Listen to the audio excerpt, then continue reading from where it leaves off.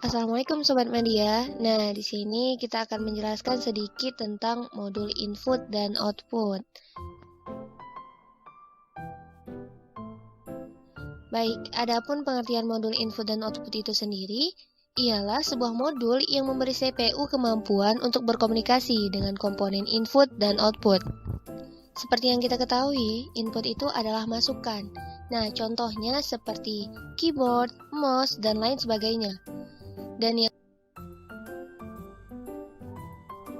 Adapun bagian yang kedua ialah pengelompokan perangkat eksternal atau Stalting 1998. Yang pertama itu human readable, yaitu perangkat peripheral untuk berkomunikasi antara manusia dengan mesin, contohnya seperti monitor dan printer. Yang kedua, machine readable, yang mana perangkat peripheral untuk berkomunikasi antar mesin, contoh floppy disk, compact disk, magnetic tape sensor, akuator, dan lain sebagainya.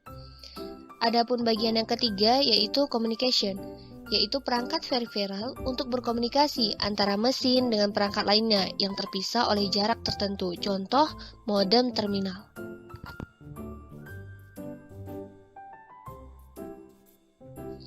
Bagian ketiga yaitu latar belakang.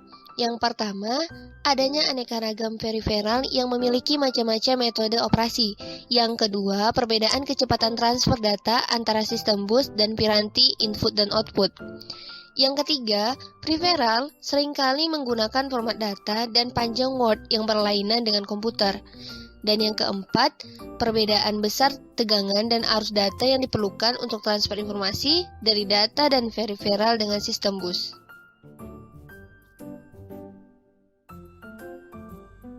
Selanjutnya tentang interupsi. Adapun tata caranya yang pertama, mekanisme penghentian atau pengalihan pengolahan instruksi dalam CPU kepada routine interupsi. Yang kedua, manajemen pengeksekusian routine interupsi agar komunikasi CPU dan modul I/O maupun memori lebih efektif dan efisien. Yang ketiga, fungsi interupsi sebagai sinkronisasi kerja antar modul.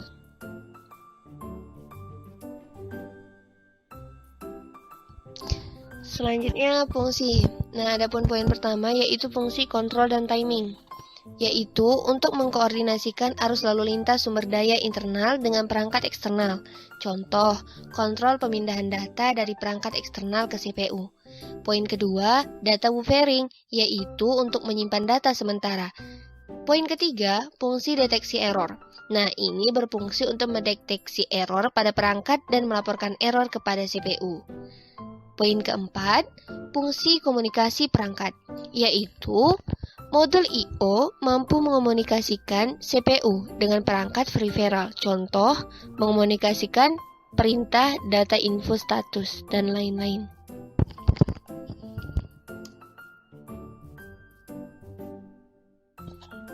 Yang terakhir, fungsi komunikasi CPU.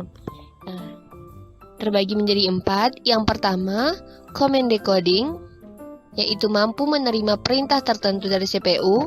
Yang kedua, komunikasi data, yaitu pertukaran data melalui bus data. Yang ketiga, status reporting, yaitu mengetahui status modul input dan output.